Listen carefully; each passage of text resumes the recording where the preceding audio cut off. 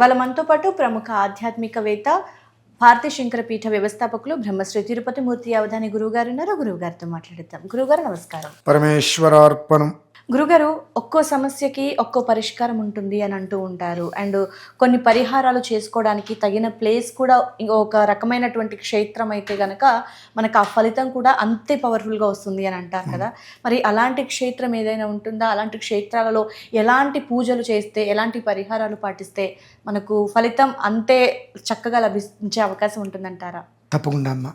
కైలాస శిఖరే రమ్యే శంకరస్య శివాలయే దేవతాస్తత్ర మోదంతి తన్మే మనఃశివ సంకల్పమస్తు. నీ మనస్సులో ఉండేటువంటి సంకల్పం ఏదైతే ఉంటుందో అది తీరాలి అంటే కైలాసం. కైలాసము అంటే ఏంటి? కైలాసానికి మరో పేరే కాశీ.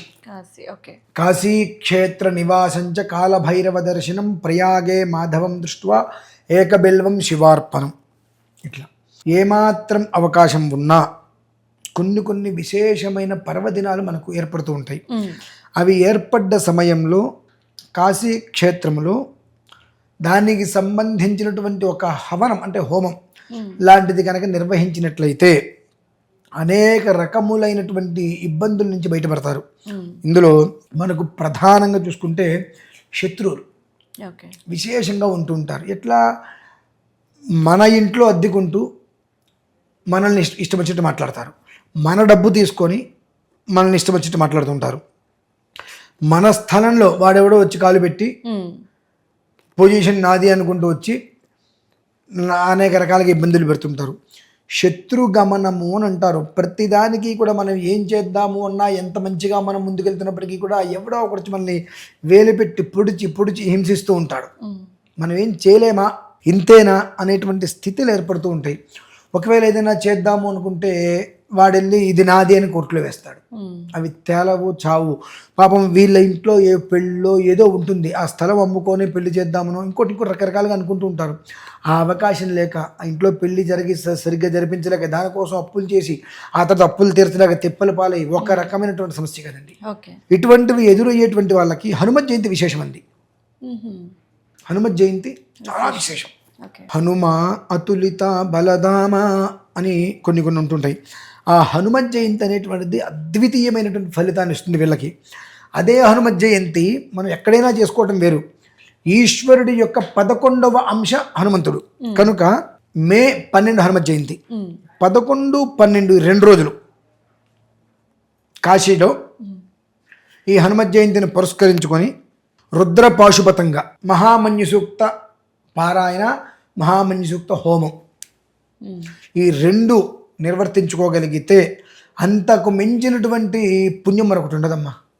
ఎందువల్లనంటే ఏదైనా ఒకటి వదిలిపోవాలి అనంటే కాశీ, ఏదైనా ఒకటి దక్కాలి కాశీ, పట్టుకున్న జాడ్యం వదలాలి కాశీ,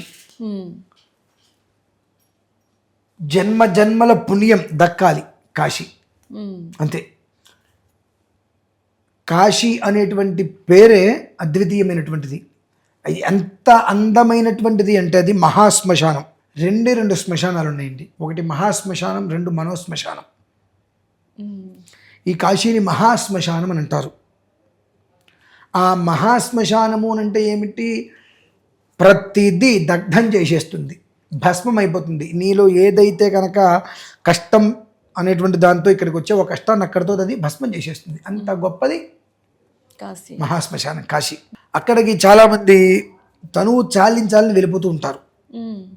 కొంతకాలం అన్నీ ఇక్కడ వదిలేసుకొని అక్కడే రూమ్ తీసుకొని అక్కడే ఉంటే అక్కడ తనువు చాలించాలని. కానీ ఆ యోగం అక్కడ రాసి లేకపోతే ఏదో ఒక కారణం చేత అక్కడి నుంచి బయటకు వచ్చి అక్కడ చనిపోతారు. అంటే అక్కడ చనిపోవాలి అన్న యోగం ఉంటే కానీ చనిపోలేదు. అక్కడ చనిపోవాలన్నా యోగం ఉండాలి. ఎందుకంటే అందుకని ఇక్కడ చనిపోయిన వాళ్ళు అస్థికలైనా కనీసం అక్కడ కలపాలంటూ ఉంటారు. జన్మరాహిత్యం అవుతుంది, ఉత్కృష్టమైనటువంటి దోషాలు తొలగిపోతాయని చెప్పి. అంత గొప్పది కాశీ. అందులోనూ కూడా ఈశ్వరుడి యొక్క 11వ అవతారంగా హనుమంతుడు. దానికి తోడు అక్కడ ఆ క్షేత్రానికి దేవత ఎవరు? మళ్ళీ వారాహి అమ్మవారు, క్షేత్రపాలకుడు, కాశీ క్షేత్ర నివాసించే కాలభైరవుడు. ఇలా ఈ 2 రోజులలో అంటే హనుమత్ జయంతి ముందు రోజు హనుమత్ జయంతి. ఈసారి అంటే మనకు మే 11, 12 వచ్చినాయి, ఎప్పుడు అదే టైంలో రావు. కానీ ఆ హనుమత్ జయంతి టైంలో, హనుమత్ జయంతికి ముందు రోజు తర్వాత రోజు ఈ 2 రోజులు కాశీలో ఉంటూ 4 స్నానాలు, గంగ స్నానాలు, ఓకే 4 గంగా స్నానాలు చేసుకొని అనంతరం ఖచ్చితంగా ఈ 2 రోజుల వ్యవధిలో రుద్రపాశుపతంగా మణిసూక్త పారాజన, అదే రుద్రపాశుపతంతో మిరియాలతో మణిసూక్త హోమం అమ్మ. కాశీ క్షేత్రం మిరియాలతో మణిసూక్త హోమం చేసుకొని విశ్వనాథన స్పర్శ దర్శనం చేసుకొని రాగలిగితే జన్మధన్యం, ఇంకా జన్మరాహిత్యం కూడా. ఓకే అంతటి యోగం అనేటువంటిది ఎప్పుడూ వస్తుందంటే ఎప్పుడు రాదు. అది రావడానికి కూడా కొన్ని కారణాలు కలిసి రావాలి. ఓకే ఏంటంటే కొన్ని వారాలు మంగళవారం అంటారు. మంగళవారము అని అంటేనే జయవారం. ఆ మంగళవారమే మనకు ఆ రోజు చక్కగా రావడం కూడా జరిగింది. ఆ జయము అంటే నువ్వు ఏ సంకల్పం, ఏ కోరిక అనేటువంటి విషయంలో ఏ కష్టంతో అయితే కనుక నువ్వు కాశీ వెళ్తే నా కష్టం తీరిపోతుందని దేంతో వెళ్ళావో అది నీకు అక్కడ కార్య విజయం అవుతుంది. ఆ కష్టం అనేటువంటిది కాష్టంలో కాలి బూడిదవుతుందండి. ఓకే మహాశ్మశానం అంటే కాష్టమే కదా, ఆ కాష్టంలో కాలి బూడిదైపోతుంది ఇదంతా. అంతకు మించినటువంటి విశేషమైనటువంటి యోగం ఇంకేమైనా ఉందా అండి? ఈశ్వరుడి సన్నిధిలో ఈశ్వర సాక్షాతు, శంకర సాక్షాతు. శంకరుడే హనుమంతుడి యొక్క 11వ అవతారంలో వచ్చి భూత ప్రేత పిశాచ బద్ధ బ్రహ్మ రాక్షస యక్ష యమదూత శాకిని ఢాకిని హాకిని సర్పసు ఆపద తస్కర జ్వరాది ఉపద్రవాలు అనేటువంటిది 15 రకాల దోషాలకి ఆయన స్మరణ మాత్రమే దాని నుంచి బయటపడేస్తాడు. మన పిల్లలు, చిన్న పిల్లలు ఉంటారు మనకు, వాళ్ళకి ఏదైనా భయం వేస్తుంది, శ్రీ ఆంజనేయ ప్రసన్నాంజనేయం అనుకోమంటాం, అనగానే వాళ్ళు నిలువ చేస్తారు చక్కగా. ఆ ధైర్యం, ఆ వాచా ధైర్యం, అంటే ఒక మాట అనుకోవటం వల్ల ధైర్యం వచ్చేస్తుంటుంది.